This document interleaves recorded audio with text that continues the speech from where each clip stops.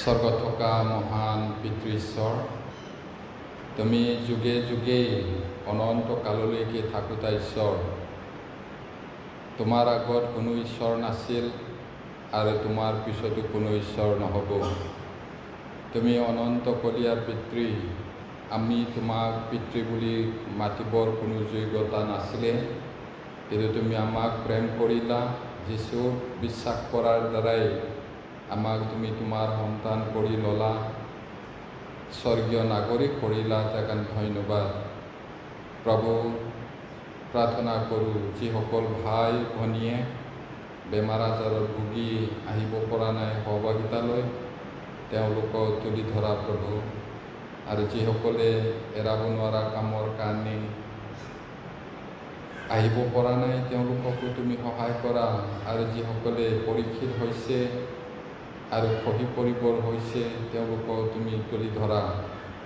আৰু ইয়াত গোট খোৱা প্ৰতিজনৰ ওপৰত তুমি অনুগ্ৰহ দান কৰা। শাস্ত্ৰীয় বচন শুনি আশীৰ্বাদ লাভ কৰিবলৈ আৰু শাস্ত্ৰমতে যেন আমি জীৱন যাপন কৰিব পাৰোঁ। পবিত্ৰ আত্মা ঈশ্বৰ, তুমি শিক্ষক হৈ আমাক শিক্ষা দিয়া। প্ৰাৰ্থনা যীশু নামত খুজিছোঁ, আমেন।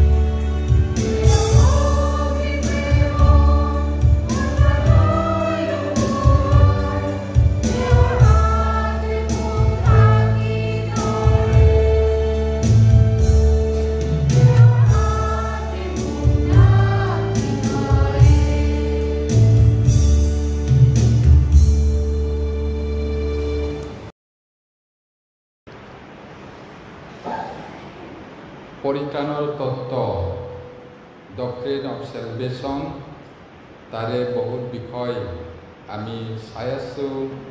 আজি মৃত্যুৰ আগৰ পাপৰ বিষয়ে আলোচনা কৰিম শাস্ত্ৰত। এতিয়া মৃত্যুৰ আগৰ পাপটো এনেকুৱা এটা পাপ যিটো কেৱল বিশ্বাসীয়েহে কৰিব পাৰে। তেখেতৰ জীৱনক ইমানেই মানসিক আৰু ফলহীন হ'বলৈ দিয়ে, সেইকাৰণে ঈশ্বৰে তেওঁক শৰীৰত বধ কৰি বেগাই লৈ যাবলগীয়া হয়। পৰিত্ৰাণ পোৱা মানুহটোও একেবাৰে ফলহীন জীৱন যাপন কৰে আৰু এনেকুৱা মানসিক জীৱন যাপন কৰে, তাক মাৰি লৈ যাবলগীয়া হয় বেগাই। সেইটো এই পাপটো হয়তো খ্ৰীষ্টিয়ানসকলৰ বা বিশ্বাসীসকলৰ মাজত ভিন ভিন হ'ব পাৰে। উদাহৰণস্বৰূপে আমি যদি চাওঁ, আনানিয়া আৰু ছাফিৰাই এই পাপ কৰিছিলে আৰু তেওঁলোক তৎক্ষণাত মৰি গৈছে। পাচনি কৰ্ম 5 অধ্যায় 1 পদৰ পৰা 11 পদলৈ পালানুক্ৰমে পঢ়িম। মই এক পদটো পঢ়িছোঁ, Acts chapter 5 verses 1 to 11। মই পঢ়িছোঁ এক পদ। কিন্তু অননীয় নামেৰে এজন মানুহে তেওঁৰ ভাৰ্যা ছাফিৰাইৰ সৈতে এক সম্পত্তি বেচি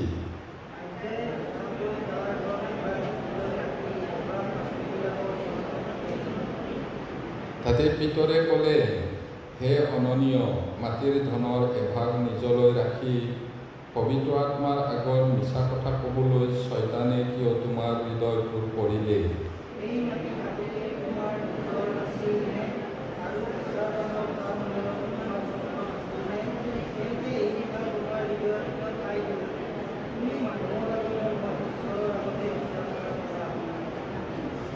এই কথা শুনি অননীয়ই মাটিত পৰি প্ৰাণ ত্যাগ কৰিলে। তাতে শুনা সকলোৰে বৰ ভয় লাগিল।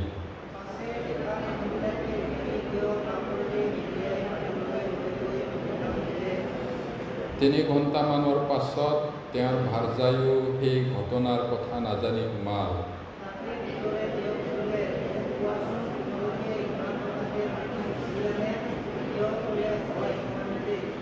তাতে পিতৰে তেওঁ ক'লে, তোমালোকে প্ৰভুৰ আত্মাৰ পৰীক্ষা কৰিবলৈ কিয় এক পৰামৰ্শ হলাহ?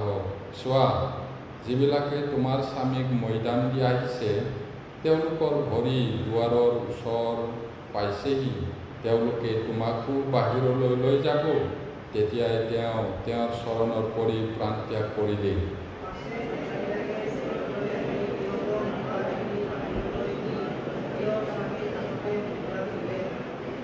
পঢ়িম। তাতে গোটেই মণ্ডলীৰ আৰু এই কথা শুনা সকলোৰে বৰ ভয় লাগিল। এইটো প্ৰথম শতিকাতে যীশুৰ শিষ্যসকলে জীয়াই থাকোঁতেই পাপ কৰিলে। কি পাপ আছিলে? মিছা কোৱা। কাৰ আগত কৈছিলে? পবিত্ৰ আত্মা ঈশ্বৰৰ আগত। তেওঁলোকে পবিত্ৰ আত্মাক ঈশ্বৰ বুলি ভয় কৰা নাছিলে। আৰু তেওঁলোকে মাটিটো কিমান দামত বেচিছিলে নাজানো, একজেক্টলি বাইবেলে কোৱা নাই। এইটো দুইজনে আমি ইমানতে বেচিছোঁ বুলি ক'ম, বাকীটো ৰাখিম বুলি।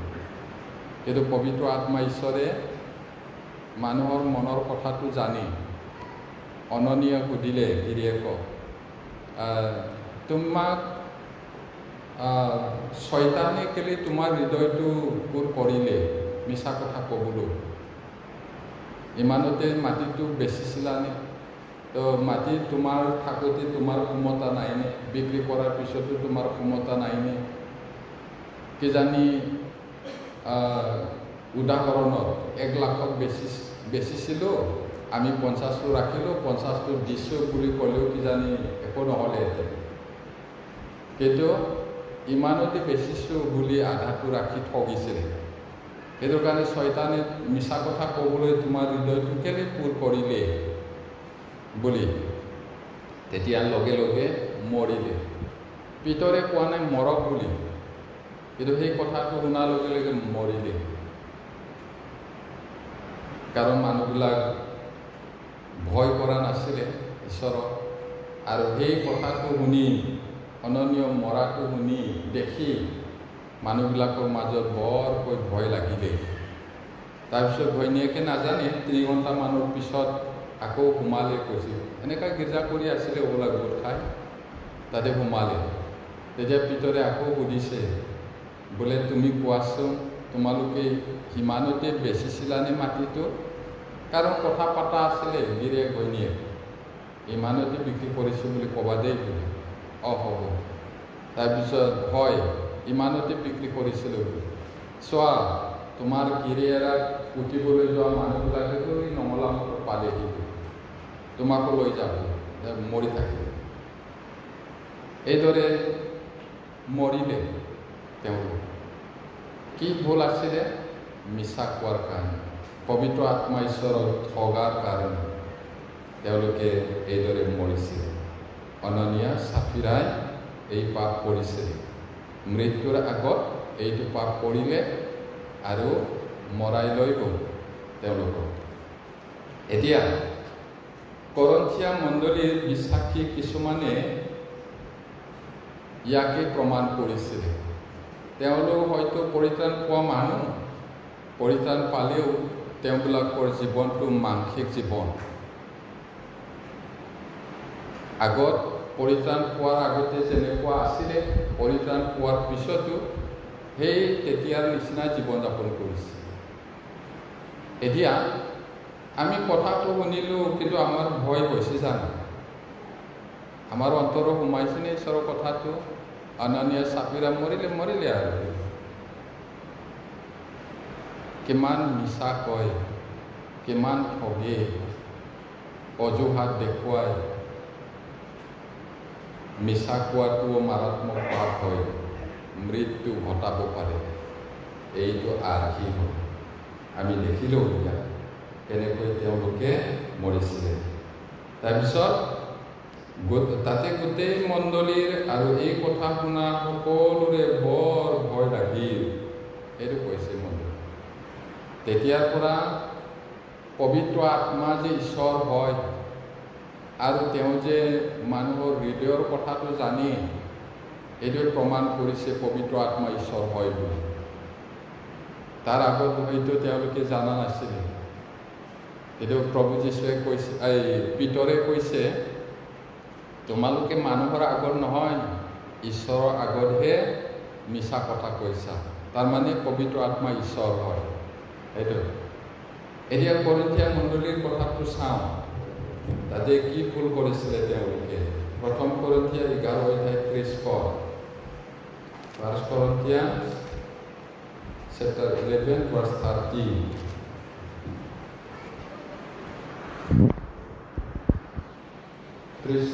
পঢ়ে, এই কাৰণে তোমালোকৰ মাজত বহুত মানুহ দুৰ্বলী আৰু ৰোগীয়া আৰু বহুত মানুহ নিদ্ৰিত হ'ল। কি হ'ল বুলি কৈছে ইয়াত?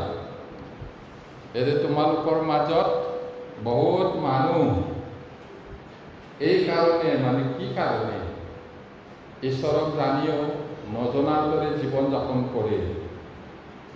ঈশ্বৰক জানিও আগৰ দৰে ব্যভিচাৰত, মিছা কথাত, ঠগবাজত জীৱন যাপন কৰে। এই কাৰণে তোমালোকৰ মাজত বহুত মানুহ দুৰ্বলী, শাৰীৰিকভাৱেও দুৰ্বলী। শাৰীৰিকভাৱে দুৰ্বলী হ'লে আৰ্থিকভাৱেও দুৰ্বলী হ'ব, পাৰিবাৰিকো দুৰ্বল হ'ব। যাৰ ঘৰত ৰোগীয়া থাকে, লেলাই থকা, সেই পৰিয়াল কিমান দুৰ্বল হ'ব। আৰু বেমাৰী, দুৰ্বলী, বেমাৰী আৰু বহুত মানুহ টোপনি গ'ল কৈছে। এই টোপনিটো, নিদ্ৰাটো হোৱা, সঁচা হোৱা নিদ্ৰাটো নহয়, এইটো মৰিলে কৈছে। কেলে? তেওঁলোক ঈশ্বৰক জানিও পৰিত্ৰাণ পায়ো ঈশ্বৰৰ সন্তানৰ দৰে পৰিত্ৰাণ পোৱা মানুহ, পৰিত্ৰাণ পোৱা খ্ৰীষ্টিয়ানৰ দৰে জীৱন যাপন নকৰে। সেইটো কাৰণে বহুত মানুহটো ৰোগীয়া হ'ল আৰু মৰিলে। বাইবেলে কৈছে, পৌলে লিখিছে, কাৰণ সেই সময়ত তেওঁ দেখিছিলে, জানে, কাৰণ তেওঁই স্থাপন কৰা মণ্ডলী।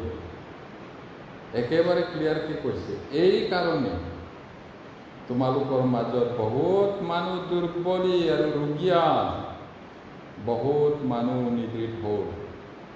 কেইজনমান আমুকাই মৰি গ'ল কোৱা নাই, বহুত মানুহ মৰি গ'ল। তাৰপিছত 5 অধ্যায় বেক চাইডত এতিয়া আমি কাহিনীটো শুনিছোঁ, কিন্তু আমাৰ কি আহে কি যায় নেকি কথাটো আমাৰ কাৰণেহে লিখিছে, কৈছে বাইবেলত। ঈশ্বৰৰ প্ৰতি ভয় আছেনে মনত নে নাই? যদি অলপো ভয় নাই, লাঠিটো ঈশ্বৰৰ লগত আছে। আপুনি যিয়ে নহওক, যোনেই নহওক, কোনো কথা নাই ঈশ্বৰৰ লগত। ডাঙৰ মানুহ, সৰু মানুহ, ক'লা বগা, ওখ চাপৰ নাই ঈশ্বৰৰ লগত। ঈশ্বৰটো ঈশ্বৰেই হয়। ইয়াত 5 অধ্যায় চেপ্টাৰ 5 verses 1 to 5 পঢ়িম।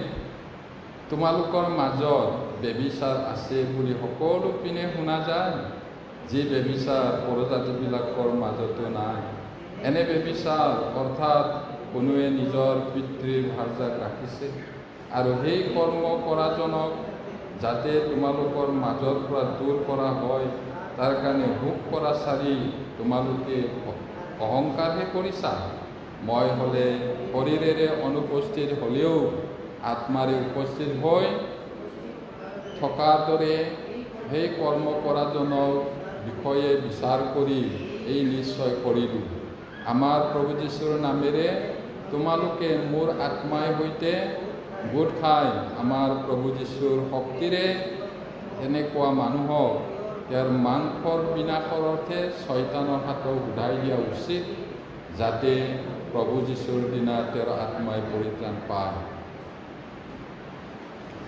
আমি বাক্যটো শুনি বাক্যমতে চলিবলৈ চেষ্টা কৰোঁ হওক ভাই ভনীবিলাক, নহ'লে একো লাভ নহ'ব। আপুনিও আশীৰ্বাদ নাপাব, ঈশ্বৰৰো গৌৰৱ নহ'ব। মানুহেও আমাৰ দ্বাৰাই হয়তো ঈশ্বৰক নাজানিব। কেনেকুৱা জীৱন যাপন কৰিছে আপুনি নিজে ভালকৈ জানে। আনে নাজানে, কিন্তু আপুনি জানে। ধেমালি কৰিব নালাগে। ইয়াতে পৌলে স্পষ্টকৈ কৈছে, তোমালোকৰ মাজত বেবিচাৰ আছে বুলি সকলো পিনে শুনা যায়। একেবাৰে শুনিলে বেলেগ বেলেগ জাগাত। তাৰপিছত আৰু সেই বেবিচাৰটো জগতৰ মানুহবিলাকৰ মাজতো নাই, বিশ্বাস নকৰা মানুহবিলাকৰ মাজতো নাই কৈছে। দেউতাকৰ ঘৈণীয়েককে লৈছে তোমালোকৰ মাজত। এইটোতো জগতৰ মানুহো নহয়, এইটো কৈছে। দেউতাকৰ ঘৈণীয়েক মানে মাহীমা। মাহীমাটো কেনেকৈ ল'ব বুলি নক'ব। এই সময়ত মানুহ 5-6জন বিয়া পাতিছিলে, তাৰে কিজানি সৰুটো গাভৰু আছিলে, ডাঙৰজনীৰ ল'ৰাটো ডেকা ল'ৰা আছিলে হ'বলা। সেইটো ভাল পালে, পাপত থাকিলে, গিৰিয়েক ঘৈণীয়েক নিচিনা। সেইটো মাৰাত্মক পাপ। তেতিয়া আকৌ 5-6জনী বিয়া পাতিছে বুলি কওঁতে আকৌ আমাৰ পাষ্টৰে কৈছে দেখোন 5-6জনী বিয়া পাতিব পাৰিব। এনেকৈ নক'ব, ওলোটাকৈ। তেতিয়াহ'লে কি কথা হয় দেখোন, তেতিয়াই 5-6জনী বিয়া পাতিছিলে, এতিয়া পাতিলে কি ভুল? এনেকুৱা নহয়।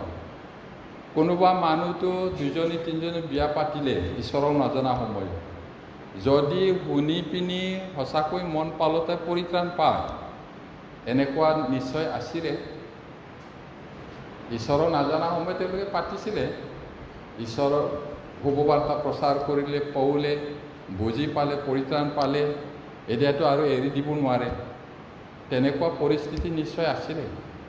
এইটো ভুল পাপটো কি হ'ল সেই ল'ৰাটো যিজনে সেই পাপটো কৰিলে এইটো জগতৰ মানুহবিলাকেও নকৰে আৰু কি কৰিছে ইয়াত সিটো পাপ কৰিলে কিন্তু আনবিলাকেও কি ভুল কৰিছে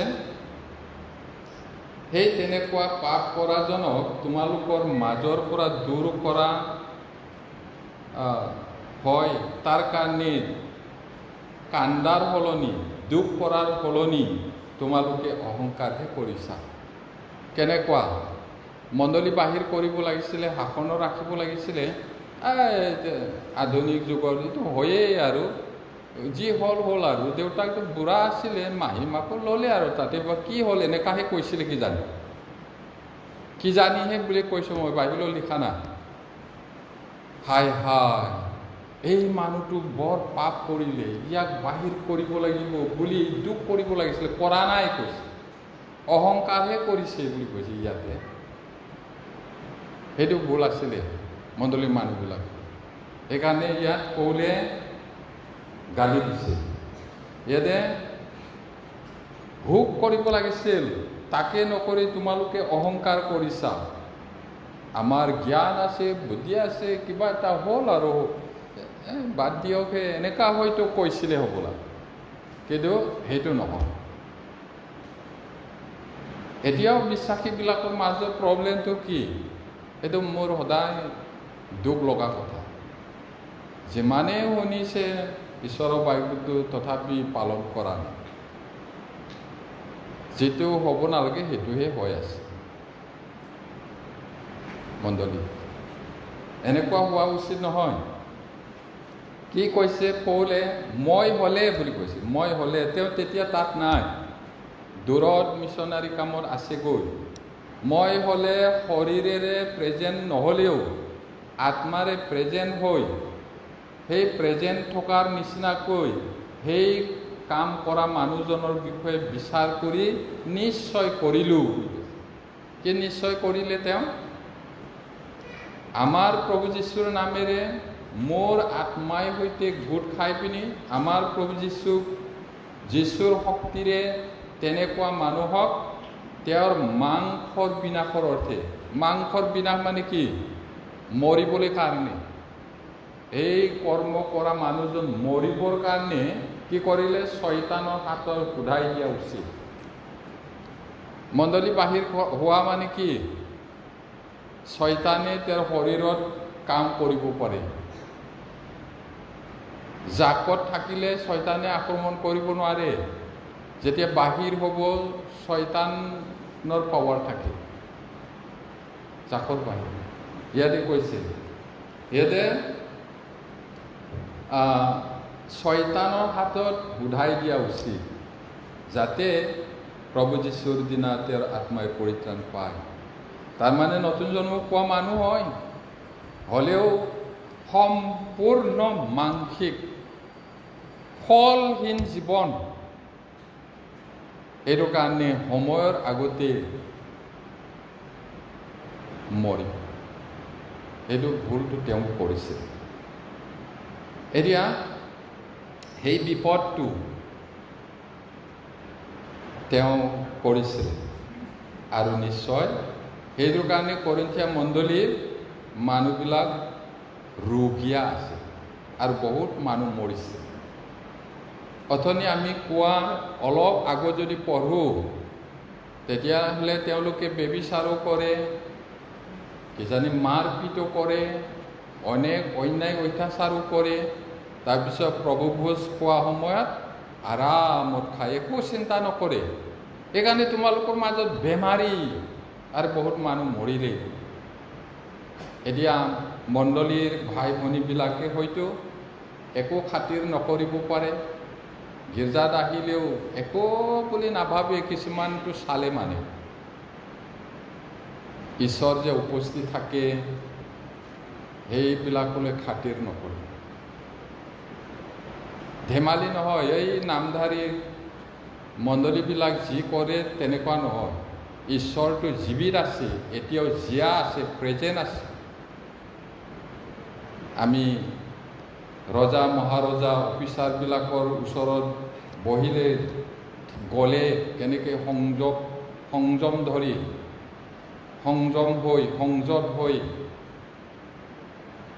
সন্মানেৰে বহু ভয় কৰোঁ, তেনেকুৱা সৰ্বপৰিজনা ঈশ্বৰ। তেওঁ আমাক ক্ষমাহে কৰিছে, ক্ষমা পোৱা পাপীহে হয়। আমাৰ নিজৰ ইচ্ছামতে চলি মই মতালি কৰিব নোৱাৰোঁ নহয়। আমাক বেয়াকৈ কোবোৱাৰ আগতে নম্ৰ হোৱাটো ভাল। কোবোৱাৰ পিছত হাই হাই বুলি নম্ৰ হোৱাতকৈ কোবোৱাৰ আগত নম্ৰ হোৱাটো ভাল। সেইটো এতিয়া আকৌ কোনে এইদৰে পাপ কৰিছিলে? এই কৰন্থিয়া মণ্ডলীত বহুত প্ৰব্লেমেটিক আছিলে। এতিয়াও তেনেকুৱা বহুত মানুহ, কাৰণ ভয় নকৰে। এতিয়া হুমিনাই আৰু আলেকজাণ্ডাৰ বুলি এই দুজনেও মৰিব লগা পাপ কৰ্ম কৰিছিলে। সময়ৰ আগতে মৰা, অকালত মৰা। কি কাৰণে অকালতে বেমাৰী হৈ থাকিব? কেলে মৰিব সময়ৰ আগত? যদি অবাধ্য হয় সেইটো হ'ব পাৰে। এতিয়া আমি 1 তিমথী 1:20 পদটো চাওঁ। 1 তিমথী 1:20 পদ। 1 Timothy chapter 1 verse 20.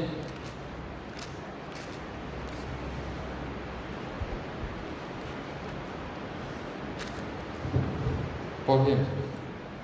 তেওঁবিলাকৰ মাজত হুমিনাই আৰু আলেকজাণ্ডাৰ এই দুজনে নিন্দা নকৰিবলৈ যেন শিকে, এইকাৰণে মই তেওঁলোকক শয়তানৰ হাতত সমৰ্পণ কৰিলোঁ। কোন আছিলে তেওঁলোক ঈশ্বৰৰ বিৰুদ্ধে নিন্দা কৰি আৰু ঈশ্বৰৰ দাসবিলাকৰ বিৰুদ্ধে কথা কয়। তেওঁবিলাকৰ বিশ্বাসৰ নৌকাটো ভগ্ন হ'ল বুলি কৈছে। চিপৰেক ফেইথ, নাৱে ইপাৰৰ পৰা সিপাৰলৈ লৈ যায়, কিন্তু সেই নাওটো যদি ভাঙে বা ফুটা হৈ যায়, কেতিয়াও সিপাৰলৈ লৈ যাব নোৱাৰে। এইটো চিপৰেক বা নৌকা ভগ্ন বিশ্বাসটোৱে মানুহক স্বৰ্গলৈ লৈ যাব নোৱাৰে। এতিয়া এই হুমিনাই আৰু আলেকজাণ্ডাৰ এই দুজনে নিন্দা কৰে। সিহঁতে যেন নিন্দা কৰিবলৈ শিকে, তাৰ কাৰণে মই কৈছে পৌলে তেওঁলোকক শয়তানৰ হাতত উদাই দিলে। শয়তানৰ হাতত উদাই দিয়া, মৰিব। সেইটো তেওঁলোকেও এই বিপদটো পৰিছে। এতিয়া ইব্ৰী পুস্তকখন যিসকলক উদ্দেশ্যি লিখা হৈছিল, কিছুমানে ইয়াক সংঘটিত কৰাৰ বিপদত পৰিছিল। যিসকললৈ পৌলে এই ইব্ৰী পত্ৰটো লিখিছিলে, তাতো কিছুমান মানুহ আছিলে সেই তেনেকুৱা পাপ কৰিছে। তাক আমি শাস্ত্ৰত চাওঁ। ইব্ৰী 6:1-8 Hebrews chapter 6 verses 1-8.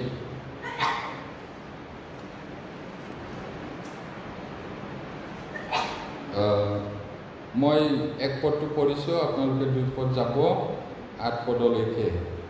এতেকে আহা, আমি খ্ৰীষ্টৰ বিষয়ৰ আদি কথা পাছ পেলাই, অৰ্থাৎ মৃতকৰ্মৰ পৰা মন পালটন আৰু ঈশ্বৰৰ বিশ্বাসৰ ভিত্তিমূল আৰু নানা বাপ্তিস্ম আৰু হাত দিয়া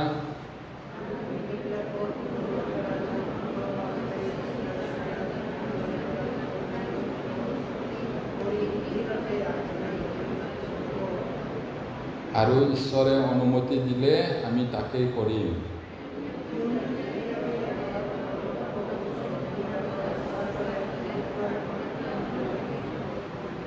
আৰু ঈশ্বৰৰ মংগলৰ বাক্যৰ আৰু ভাবি যুগৰ নানা শক্তিৰ আশ্বাস পালে তেওঁবিলাক যদি ধৰ্মভ্ৰষ্ট হয়,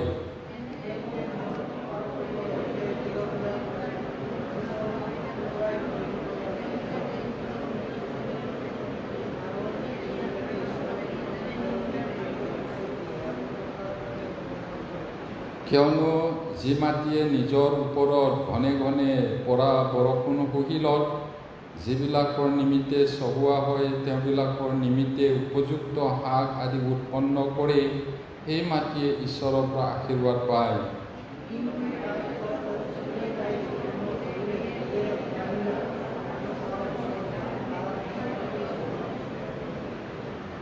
ইয়াতে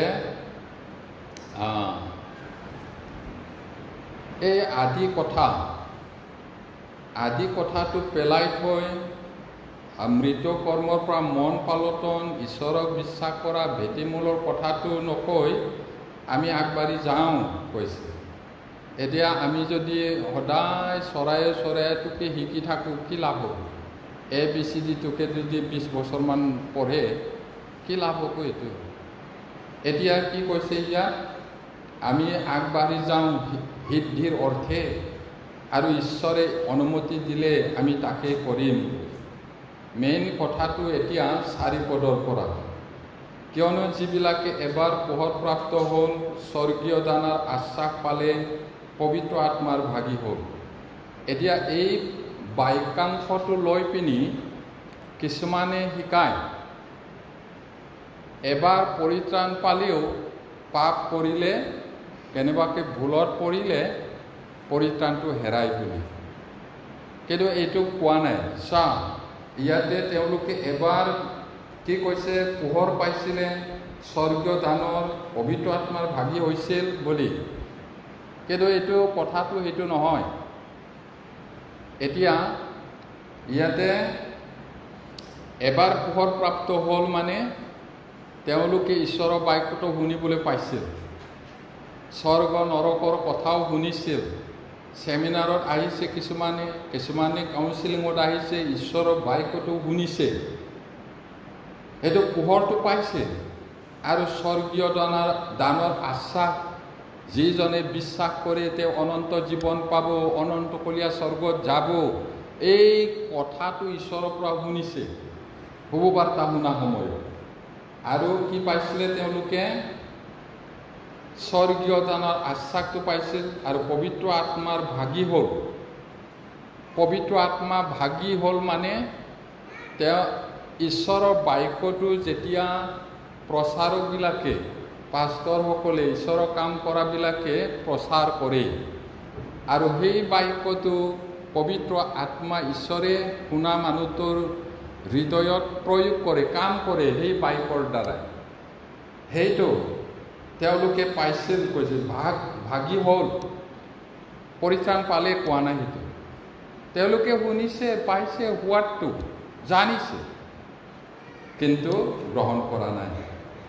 5 পদত, আৰু ঈশ্বৰৰ মংগলৰ বাক্য আৰু ভাবি যুগৰ নানা শক্তিৰ আশ্বাস পালে।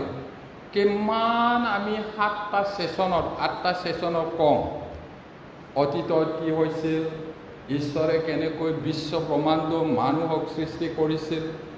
পিছতে নেক্সট ছেছনত আমি কি কওঁ, বাইবেলত পুৰণি নিয়মত কোৱা কথা কাহিনীবিলাক যে হয়তো তাৰ বৈজ্ঞানিক প্ৰমাণ আছে, ঐতিহাসিক প্ৰমাণ আছে, আত্মিক প্ৰমাণ আছে, সেইটো কওঁ। তাৰপিছত ইছৰাইল জাতি যে ঈশ্বৰৰ মনোনীত জাতি, মানিলে আশীৰ্বাদ, নামানিলে হাও, তেওঁলোকে মানা সময় কিমান আশীৰ্বাদ পাইছিলে, নামানা সময় কিমান হাও পালে, সেইটো কওঁ।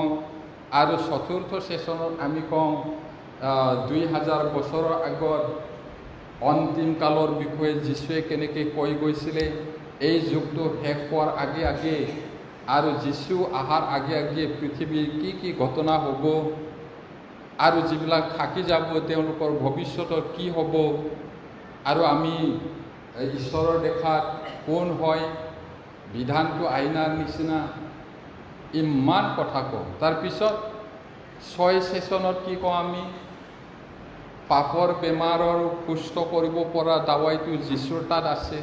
স্বৰ্গ যাবলৈ যদি হয়, স্বৰ্গত যোৱা ৰাস্তাটো যীশু হয়। আৰু যিবিলাকে বিশ্বাস কৰি মন পালতে আহে অনন্ত জীৱনৰ ভাগী হয়, অনন্তকাল ঈশ্বৰৰ লগত থাকিব। আৰু 7 নম্বৰতো আমি পুৰণি নিয়মত কিছুমান চিন আছে, বলি বিধান আছে, সেইটো যে যীচুক আঙুলিয়াই দিয়ে, এই গোটেইবিলাক কোৱা সময় এই 4 আৰু 5 পদৰ কথাটো পায়। এইটো ইমানবোৰ পোৱাৰ পিছতো যদি মন নাপালো তাই বিশ্বাস নকৰে, ইয়াতে সেইটো কাৰণে কৈছে।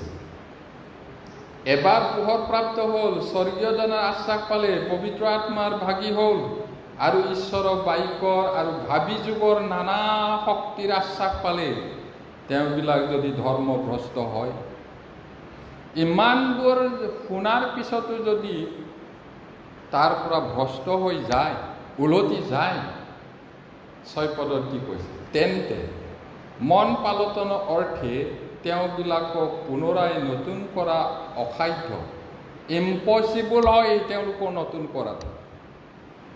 এই গোটেই শুভবাৰ্তাৰ পিছত যদি মন নাপালতাই, মন পালতাবলৈ আৰু উপায় নাই, সেইটোৱে কৈছে, উপায় নাই। তাৰপিছত কাৰণ তেওঁবিলাকে ঈশ্বৰৰ পুত্ৰ নিজৰ অৰ্থে নতুনকৈ ক্ৰুচত দিয়ে আৰু প্ৰকাশৰূপে নিন্দাৰ পাত্ৰ কৰে। ইমানবোৰ জানাৰ পিছতো যদি মন নাপালো তাই, যীচুক আকৌ ক্ৰুচত দিয়ে, তেওঁলোকে মন নাপালো তাই। কিন্তু যীশুৱে ফাইনেল ছেক্ৰিফাইচ হয়, তেওঁৰ বাহিৰে আৰু বেলেগ ছেক্ৰিফাইচ নাই। আৰু সেই কথাটো যদি মন পালতাই বিশ্বাস কৰি মন পালতাই ঈশ্বৰলৈ ঘূৰি নাহে, তেতিয়াহ'লে উপায় নাই তেওঁলোকক নতুন কৰিব। মন পালতাবলৈ আৰু ৰাস্তা নাই, সেইটো কৈছে।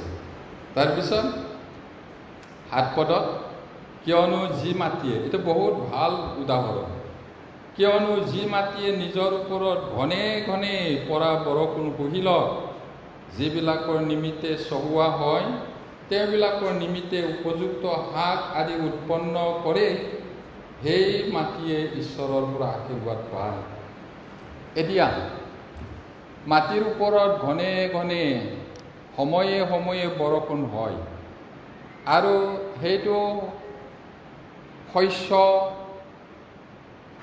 খেতি কৰিবৰ কাৰণে চহোৱা হয়। এতিয়া খৰালি দিনৰ শাক পাচলি পাবৰ কাৰণে চহোৱা হয়। আৰু যদি শস্য উৎপাদন কৰে, শাক পাচলি উৎপাদন কৰে, খেতি কৰা মানুহবিলাকৰ কাৰণে, মানুহৰ কাৰণে খাদ্য শস্য উৎপাদন কৰে, তেতিয়াহ'লে সেই মাটিটো আশীৰ্বাদ পোৱা। আৰু 8 পদত কি কৈছে? কিন্তু, এই কিন্তুটো ডাঙৰ কিন্তু কাঁইট গছ আৰু পুলি কাঁইট উৎপন্ন কৰিলে সেয়ে অকামিলা আৰু হাৱৰ ওচৰ, তাৰ শেষ গতি জ্বলন। যদি ধান, চাউল, ঘেঁহু, মাটিমাহ ইত্যাদি উৎপাদন নকৰে, এই কুটুৰা শাক, কাঁইটীয়া কুটুৰা শাক আৰু কিবা কিবিহে যদি উৎপাদন কৰে, বিনয় বন, শেষ গতি কি? জ্বলন। এতিয়া মাটি মানে কি? সেই যে এজন খেতিয়কে কঠীয়া সিঁচিবলৈ গ'ল, প্ৰভুৱে কৈছিলে নহয়, মাটি মানে মানুহৰ হৃদয়, কঠীয়া মানে ঈশ্বৰৰ বাক্য আৰু খেতিয়ক মানে যীচু। এতিয়া ঘনে ঘনে বৰষুণ পাওঁতে যদি ভাল শস্য উৎপাদন কৰে, বাৰে বাৰে ঈশ্বৰৰ বাক্যটো শুনিছে, বাক্যটো শুনি আছে, ছেমিনাৰতো, গীৰ্জাটো, কাউন্সিলিঙৰ সময়তো, তেতিয়া যদি নতুন জন্ম পায়, আত্মাটো যদি পুনৰ জন্ম হয়, পৰিত্ৰাণ যদি পায়, ফল যদি উৎপন্ন কৰে, আশীৰ্বাদ পাব সেই মানুহ। আৰু যদি বাৰে বাৰে ঘনে ঘনে বৰষুণ হোৱা সত্ত্বেও কাঁইট যদি গজে, কাঁইট মানে বিশ্বাস নকৰে, মন পালতাই ঘূৰি নাহে, কাঁইটহে বেয়া, কাজিয়া, হিংসা, ঈৰ্ষা, দুষ্টতা, বকবকনি, ইজনে সিজনৰ মাজত কাজিয়াৰ গুটি সিঁচা, এইটোহে যদি উৎপাদন কৰি থাকে, শেষ গতি কি হ'ব কৈছে বাইবেলে? জ্বলন। এই পৃথিৱীৰ জুই নহয়, সেইটো নৰক জ্বলন। এতিয়া পৰিত্ৰাণ পাইছোঁ বুলি কয়, ঠিক আছে, পাইছে যদি ভাল কথা, কিন্তু আপোনাৰ মুখটো নিমখীয়া সোৱাদ হয় নে কাইটিয়া? আপোনাৰ কথাৰ দ্বাৰাই মানুহক আঘাত দিয়ে নে সান্তনা দিয়ে? কটু কথা ওলাব নালাগে কৈছে। কেনেকুৱা?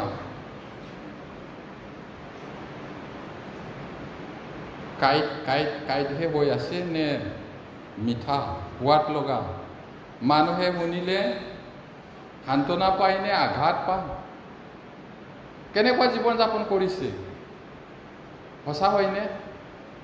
ভাবি চাওক, আপুনি নিজে জানে। যদি বাৰে বাৰে ঘনে ঘনে বৰষুণ পোৱা স্বত্তেও আপোনাৰ হৃদয় মাটিত ভাল শস্য উৎপাদন নহয়, কাইটহে হৈ থাকে, জানিব কিজানি ক'ৰবাত ভুল আছে হ'বলা। কাইটটোহে যদি হৈ থাকে, বিষম মনৰ মানুহৰ অলপো শান্তি নাই। এই বিষমতাহে ভাবে, বিষমতাহে কৈ থাকে। মুখৰ পৰা ভিতৰত যিটো বহুত ভৰ্তি হৈ থাকে, এইটোহে ওলাই কৈছে। আমি ঈশ্বৰক জানো, ঈশ্বৰৰ সন্তান বুলি কোৱাৰ পিছতো কাইটীয়া বনৰ নিচিনা যদি হয়, সঁচাকৈ উৎপাদন হৈছে জানো ভাল বুদ্ধি? সেইকাৰণে তোমালোকৰ মাজত বেমাৰী বহুত মানুহ মৰিলে বুলি কোৱাটো এনেকুৱা হ'ব পাৰে। আমাৰ কাৰণে লিখিছে বাইবেলটো। ঈশ্বৰৰ বাক্যটো ঈশ্বৰৰ বাক্য বুলি লৈ পিনি ভয় কৰোঁ হওক, চলো হওক, আপ্ৰাণ চেষ্টা কৰোঁ হওক, য'ত পৰণাস্তি চেষ্টা কৰিব লাগে। তোমালোকৰ মুখৰ পৰা লেতেৰা কথা নোলাওক, বেবিচাৰী কথা নোলাওক, কেঙীয়া আঘাত দিয়া কথা নোলাওক বুলি কৈছে। নিজে খুব ভাল, আনক বেয়া, এইটো ভাৱটো ভাবিব নালাগে। যোৱাবাৰ আমি কি শিকিছিলোঁ? নিজতকৈ আনক উত্তম বুলি মানিবা, সেইটো কৈছে। মই কওঁতে বিপদটো আছে, আৰু য'ত ঈৰ্ষা আছে তাতে কাজিয়া আৰু দ্বন্দ্বও আছে, বাইবেলে কৈছে। যে 10 অধ্যায় 26 পদ একেটা কিতাপতে, 10 অধ্যায় 26 পদ, chapter 10 verse 26 পঢ়িম। কিয়নো সত্যৰ তত্ত্বজ্ঞান পোৱাৰ পাছত আমি যদি জানি শুনি পাপ আচৰণ কৰোঁ, তেন্তে পাপাৰ্থক বলিদান আৰু বাকী নাথাকে। যীশু অহাৰ আগত হাজাৰ হাজাৰ ভেড়া, ছাগলী, কপৌ, পাৰ, গৰু বলি দিয়া হ'ব। কিমান লাখ লাখ লিটাৰ তেজ বোৱাই দিয়া হ'ব। হ'লেও মানুহৰ পাপটো দূৰ কৰিব নোৱাৰে, পাৰমানেণ্টলি ক্ষমা কৰিব নোৱাৰে। সেইবোৰ বলিয়ে জাষ্ট আঙুলিয়াই দিছিল। One day the Savior will come and he will die. He will shed his holy blood and he will forgive all the sins of men eternally. সেইটো কৈছে। সেই জন্তু বলি, জন্তুৰ তেজ, সেইটোৱে কি বুজাইছিলে? এদিন ত্ৰাণকৰ্তা আহিব আৰু তেওঁ পাপীবিলাকৰ কাৰণে তেজ বোৱাব, আৰু সেই বলিটোৱে ফাইনেল বলি। আৰু ইয়াত কি ক'লে? আমি কি পঢ়িলোঁ ইয়াত? কিয়নো সত্যৰ তত্ত্বজ্ঞান পোৱাৰ পাছত আমি যদি জানি শুনি পাপ আচৰণ কৰোঁ, জানি শুনি যদি মন নাপালোঁ তাই, আৰু পৰিত্ৰাণ পোৱাৰ পিছতো আমি পৰিত্ৰাণ পালোঁ, পৰিত্ৰাণ পোৱা মানুহবিলাকৰো পাপ কৰিলে জগতৰ পৰা বেগাই যাব লাগিব। এনেকুৱা দুৰ্বলী, এনেকুৱা জাগতিক জীৱন যাপন কৰে, ঈশ্বৰে চাই পিনি ইয়াক জগতত থ'লে নহ'ব, লৈ যায়। এইটো চাইছোঁ আমি। এতিয়া ইয়াতে কি কৈছে? পৰিত্ৰাণ নোপোৱাবিলাক সত্যৰ তত্ত্বজ্ঞান পোৱাৰ পাছত আমি যদি জানি শুনি পাপ আচৰণ কৰোঁ তেন্তে পাপাৰ্থক বলি আৰু বাকী নাই। আৰু আমি পৰিত্ৰাণ পোৱাবিলাকেও জানি শুনি যদি পাপ কৰি থাকোঁ, বাৰে বাৰে বৰষুণ ঘনে ঘনে, বৰষুণটো কেনেকুৱা আহে? কেতিয়াবা ৰিপ ৰিপ বৰষুণ আহে, কেতিয়াবা অলপ জোৰত আহে, কেতিয়াবা ধাৰাসাৰ আহে। ঈশ্বৰৰ বাক্যটো কেতিয়াবা একেবাৰে কোমলকৈ আহে, কেতিয়াবা অলপ জোৰকৈ আহে, কেতিয়াবা ধাৰাসাৰ আহে। তথাপিও যদি আপোনাৰ হৃদয়ত ফল উৎপন্ন নহয়, কাঁইটহে গজে, তেতিয়াহ'লে কি লাভ হ'ব খেতিয়কৰ? প্ৰভু যীশুৰ কি লাভ হ'ব? ঈশ্বৰৰ কি লাভ হ'ব? খেতিয়কে কপালৰ ঘাম মাটিত পেলাই দুখ কষ্ট কৰি খেতি কৰাৰ পিছত যদি কাঁইটহে উৎপাদন হয়, ফচল যদি নিদিয়ে, তেতিয়াহ'লে কাটি পিনি শুকুৱাই জুইত পুৰি দিয়ে। পৰিত্ৰাণ পোৱাবিলাকেও যদি ফলাফলটো নিদিয়ে, একো যদি ফল নিদিয়ে, সময়ৰ আগত যাব লাগিব পৃথিৱীৰ পৰা। আৰু যিসকলে পৰিত্ৰাণ সঁচাকৈয়ে পোৱা নাই, নতুন জন্ম হোৱা নাই, তেওঁবিলাকতো শেষ গতিটো অনন্ত জলম। বাইবেলে কৈছে। এতিয়া ক্ষমা কৰিব নোৱাৰা পাপৰ বিষয়ে আকৌ চাম আমি। এতিয়া আমি কি চালোঁ? মৃত্যুৰ আগত পৰা পাপ। এতিয়া কি চাব বিচাৰিছোঁ? ক্ষমা কৰিব নোৱাৰা পাপৰ বিষয়ে শাস্ত্ৰই কি কৈছে? মথিয়ে লিখা 12 অধ্যায়, Matthew chapter 12 verses 31 and 32.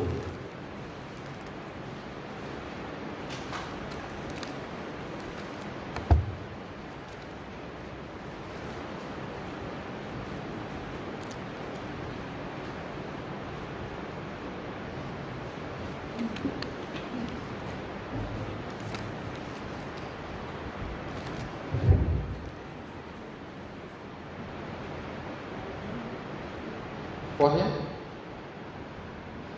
এই হেতুকে মই তোমালোকক কওঁ, মানুহবিলাকৰ সকলো পাপ আৰু নিন্দাৰ ক্ষমা কৰা হ'ব, কিন্তু পবিত্ৰ আত্মাৰ বিৰুদ্ধে নিন্দাৰ ক্ষমা নহ'ব। আৰু যিকোনোৱে মানুহৰ পুত্ৰৰ বিৰুদ্ধে কথা কয়, তেওঁ ক্ষমা পাব, কিন্তু যিকোনোৱে পবিত্ৰ আত্মাৰ বিৰুদ্ধে কথা কয়, তেওঁ ইহলোকত বা পৰলোকতো ক্ষমা নাপাব। এইটো বহুত ভয়ংকৰ কথা ভাই ভনীবিলাক। প্ৰভু যীশুৱে ইয়াত কৈছিলে ক্ষমা কৰিব নোৱাৰা পাপৰ বিষয়ে। মই তোমালোকক কওঁ, যিবিলাক মানুহবিলাকৰ সকলো পাপ আৰু নিন্দাৰ ক্ষমা কৰা হ'ব, কিন্তু পবিত্ৰ আত্মাৰ বিৰুদ্ধে নিন্দাৰ ক্ষমা নহ'ব। কেনেকৈ পবিত্ৰ আত্মাৰ নিন্দা কৰা হয়? এতিয়া যিকোনোৱে মানুহৰ পুত্ৰৰ বিষয়ে কথা কয়, মানুহৰ পুত্ৰ মানে যীশু, তেওঁ ক্ষমা পাব, কিন্তু পবিত্ৰ আত্মাৰ বিৰুদ্ধে কথা যিকোনোৱে কয়, তেওঁ ইহলোকত মানে এই পৃথিৱীত, পৰলোক মানে তাতে। পৃথিৱীতো নাপায়, তাতো নাপায়। বহুত ভয় লগা কথা এইটো।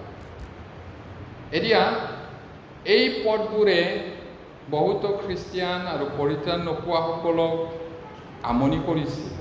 তাতে দুটা প্ৰশ্ন, মৌলিক প্ৰশ্ন আমি সুধিব লাগিব। এতিয়া যীশুৱে এই কথাবোৰ কাক কৈছিলে? এই যে আমি পঢ়িলোঁ দুটা পদ, কাক কৈছে? সেইবোৰ দুষ্ট ফৰিচীবিলাকক উদ্দেশ্যি কৈছে, তেওঁলোকলৈ নিৰ্দেশিত কৰিছে। যীশুৱে এজন ভূতে পোৱা মানুহক ভাল কৰিছিলে, ভূতটো খেদাইছে। আৰু তেওঁলোকে কি কৈছে ফৰিচীবিলাকে? আমি চাওঁ 24-25 পদটো, 24-25 পদ, 24-25 পঢ়িম। কিন্তু ফৰিচীবিলাকে তাকে শুনি ক'লে, ভূতবোৰৰ ৰজা বেলজেবুলৰ সহায়ৰ বিনে ই ভূতক নেখেদায়। তেতিয়া তেওঁবিলাকৰ ভাৱ জানি তেওঁলোকক ক'লে, যিকোনো ৰাজ্য নিজৰ বিৰুদ্ধে ভিন ভিন হয়, সেই ৰাজ্য উচ্ছন্ন হয়, আৰু যি নগৰ বা ঘৰ নিজৰ বিৰুদ্ধে ভিন ভিন হয়, সিও থাকিব নোৱাৰে। এতিয়া প্ৰভু যীশুৱে কেনেকৈ ভূতক খেদিছিলে পবিত্ৰ আত্মাৰ শক্তিৰে। এতিয়া সেই দুষ্ট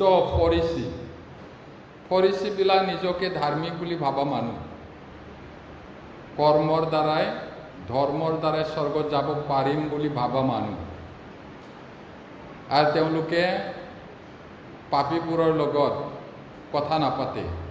তেওঁলোকে নিজকে ধাৰ্মিক বুলি ভাবে, স্বধাৰ্মিক মানুহ। এতিয়া কি কৈছে ইয়াতে, যীশুৱে ভূতে পোৱা মানুহক ভাল কৰিলে, ভূতক খেদালে। কিন্তু ফৰিচীবিলাকে কি ক'লে, সেই কথাটো শুনি ভূতৰ ৰজাৰ নামটো বোলে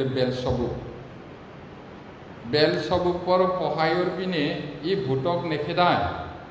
তাৰমানে যীশুক নহয়, পবিত্ৰ আত্মা ঈশ্বৰক তেওঁলোকে অপমান কৰিলে, নিন্দা কৰিলে।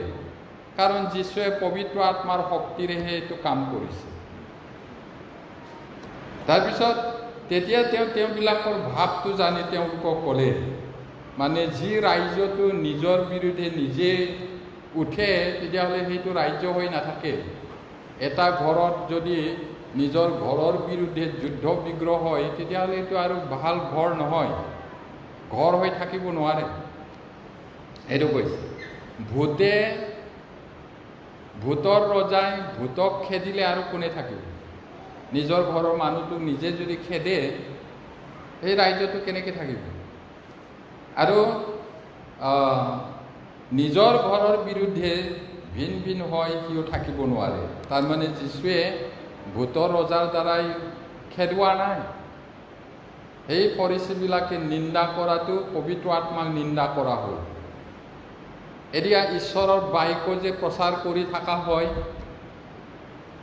এই বাইবেলখন পবিত্ৰ আত্মাৰ দ্বাৰাইহে লিখা হৈছে, আৰু এই বাক্যটো যদি অপমান কৰে, পবিত্ৰ আত্মাক অপমান কৰা হৈছে, ঈশ্বৰক অপমান কৰা হৈছে।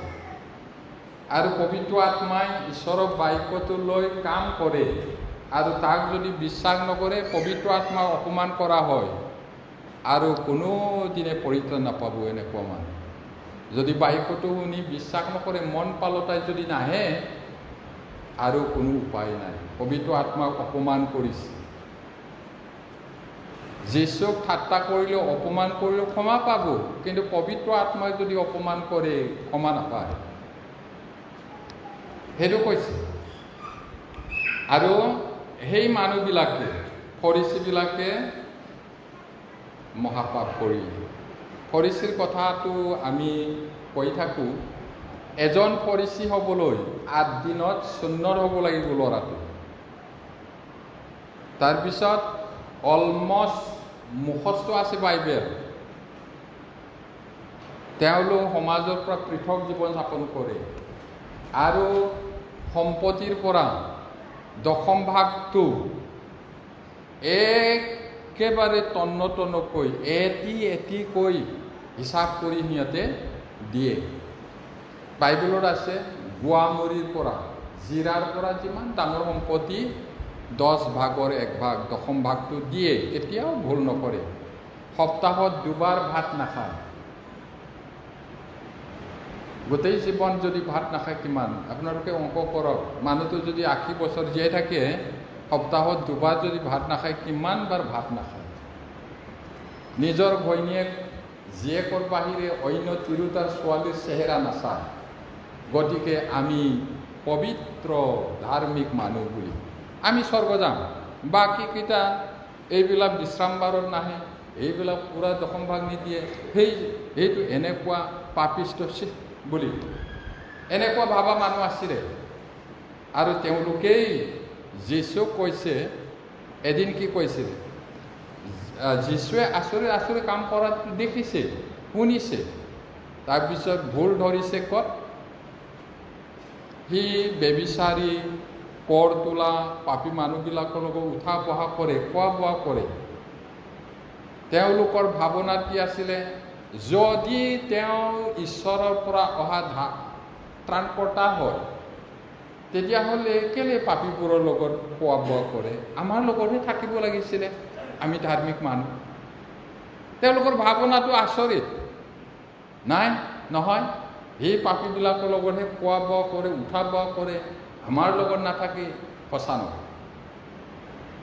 আৰু এতিয়া গৈ থৈ ভূতৰ ৰজা বেলজেবুলৰ দ্বাৰাইহে সি খেদিছে বুলি পবিত্ৰ আত্মাক নিন্দা কৰিলে, অপমান কৰিলে। কাৰণ পবিত্ৰ আত্মাৰ দ্বাৰাইহে কাম কৰিছে। প্ৰভু যীশুৰ জীৱনত জন্মটো মৰিয়মৰ গৰ্ভত পবিত্ৰ আত্মাৰ শক্তিৰে গৰ্ভধাৰণ হৈছিল। তাৰপিছত তেওঁ যি কামৰ কাৰণে আহিছে, সেই কামটো কৰিবলৈ যোৱাৰ আগতে পবিত্ৰ আত্মাৰ দ্বাৰাই অৰণ্যত চালিত হৈছিলে। শয়তানৰ দ্বাৰাই পৰীক্ষিত হ'বলৈ পবিত্ৰ আত্মাই লৈ গৈছে। আৰু পবিত্ৰ আত্মাৰ দ্বাৰাই তেওঁ আচৰিত আচৰিত কামটো কৰিছিলে। গতিকে ভূতৰ ৰজা বেলজেবুলৰ দ্বাৰাই কাম কৰিছে বুলি কোৱা মানে পবিত্ৰ আত্মাক অপমান কৰিলে, নিন্দা কৰিলে। গতিকে ক্ষমা নাপায়। ঈশ্বৰৰ শুভবাৰ্তাটো যদি গ্ৰহণ নকৰে, বিশ্বাস নকৰে, মন পালতে যদি নাহে, পবিত্ৰ আত্মাক নিন্দা কৰা হয় আৰু কেতিয়াও ক্ষমা নাপায়। ক'ত ক'ত ক্ষমা নাপায় বুলি ক'লে? ইহকালত, পৰকালত। এই সংসাৰতো ক্ষমা নাই আৰু সিফালেও নাই। তাৰমানে ইয়াত পৰিত্ৰাণ নাপালেতো সিপাৰে তাত যোৱা কথাটোৱে নাহে। ইয়াতো নাপায়, তাতো নাপায়। এতিয়া কথাটো হ'ল, আমি ইয়াত আহিছোঁ, গীৰ্জাত অহাটো ভাল কথা, বেয়া নহয়, আহিব লাগিব। কিন্তু যদি পৰিত্ৰাণ গ্ৰহণ কৰা নাই, তেতিয়াহ'লে পবিত্ৰ আত্মাক অপমান কৰা হয়, নিন্দা কৰা হয়। আৰু এইদৰেই যদি মৰি যায়, আপোনাৰ নিচিনা দুৰ্ভোগীয়া আৰু নহয়। অতিশয় ভয়ানক দিন হ'ব সেই দিনটো। সেইটো কাৰণে আমি আজি কি শিকিলোঁ? মৃত্যুৰ আগে আগে কৰা পাপ। কিছুমান পাপ কৰে একেবাৰে পৰিত্ৰাণ নোপোৱা জাগতিক মানুহ নিচিনা পৰিত্ৰাণ পালেও জীৱন যাপন কৰে। তেতিয়া সময়ৰ আগতে মৰাই পিনি লৈ যায় ঈশ্বৰে। এই মানুহটোৰ দ্বাৰাই মোৰ নাম অপমান হয়, এই মানুহটোৰ দ্বাৰাই মণ্ডলীত দিগদাৰ হয়, সময়ৰ আগত লৈ যায়, মাৰে। এই কথাটো চাইছোঁ। আৰু কোনে কোনে কৰিছিলে এইটো আমি চাইছোঁ। অনানিয়া, ছাপিৰা, কৰিন্থিয়াৰ মানুহবিলাক, হুমিনাই আৰু আলেকজাণ্ডাৰ, তেওঁবিলাকেও কৰিছিলে। আৰু ইব্ৰী পুস্তকত যিসকলৰ বিষয়ে লিখিছিলে তেওঁলোকেও কৰিছিলে। আৰু ক্ষমা কৰিব নোৱাৰা পাপ কোনে কৈছিলে? এইটো ফৰিচীবিলাকে। কেৱল আমি ফৰিচীক দোষী কৰিলে নহ'ব, আমাৰ মাজতো হয়তো আছে, মই নাজানো একজেক্টলি, মুখেৰে নক'ব পাৰে। কিন্তু যদি সঁচাকৈ গ্ৰহণ নকৰে, তেতিয়াহ'লে যাব।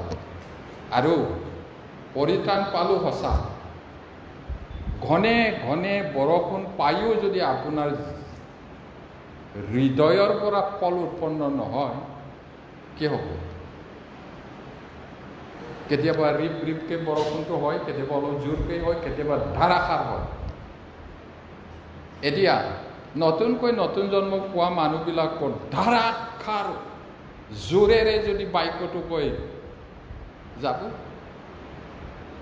মূলা, লাই, লফা গজিছে, 3টা 4টা পাৰ হৈছে। ধাৰাসাৰ বৰষুণ হ'লে, ইমান বৰষুণ আৰু শিল বৰষুণ আহিলে চাফা চব্জিটো, কয় না নাই? নতুনকৈ নতুন জন্ম পোৱা খ্ৰীষ্টিয়ানক যদি একেবাৰে ডক্ট্ৰিনেল টান টান শিক্ষা দিয়ে, নহ'ব। এতিয়া আমি পুৰণি হৈ গ'লো, এই সৰু ৰিপ ৰিপ বৰষুণৰ নিচিনা বাক্য দি থাকিলে নহ'ব, ধাৰাসাৰ দিব লাগিব। তথাপিও যদি আপোনাৰ হৃদয় মাটিত যদি বাক্য বৰষুণটো সোমাই পিনি ভিজাই নিদিয়ে, ফল উৎপন্ন নকৰে, কি হ'ব? জ্বলন। সেইটো কথা আমি চালোঁ। আৰু পবিত্ৰ আত্মাক নিন্দা কৰা পাপটো ইহকালত পৰকালত ক্ষমা নাপায়। তাৰ অৰ্থটো আমি চালোঁ। ঈশ্বৰে আশীৰ্বাদ কৰক, প্ৰাৰ্থনা কৰিম। স্বৰ্গত থকা মহান পিতৃ ঈশ্বৰ, তোমাৰ আচৰিত বাক্যবোৰৰ কাৰণে ধন্যবাদ। প্ৰভু, আমি দুৰ্বল, কিন্তু আমি তোমাৰ বাধ্য সন্তান হিচাপে চলি যাবলৈ মন, অনেক হেৰুৱা আত্মাক উদ্ধাৰ কৰিবলৈ মন, প্ৰচাৰ কৰিবলৈ। গতিকে আমাৰ হাতত ধৰি আমাক চলাই নিয়া। ইয়াত গোট খোৱা প্ৰতিজনৰ ওপৰত তুমি আশীৰ্বাদ কৰা প্ৰভু, আৰু সকলোকে তোমাৰ অনুগ্ৰহ আৰু আশীৰ্বাদ দিয়া, যাতে তেওঁবিলাক আটাইয়ে তোমাৰ অনুগ্ৰহ আৰু জ্ঞানত বাঢ়ি বাঢ়ি পূৰণ হ'ব পাৰে। প্ৰাৰ্থনা যীশু নামত খুজিছোঁ, আমেন।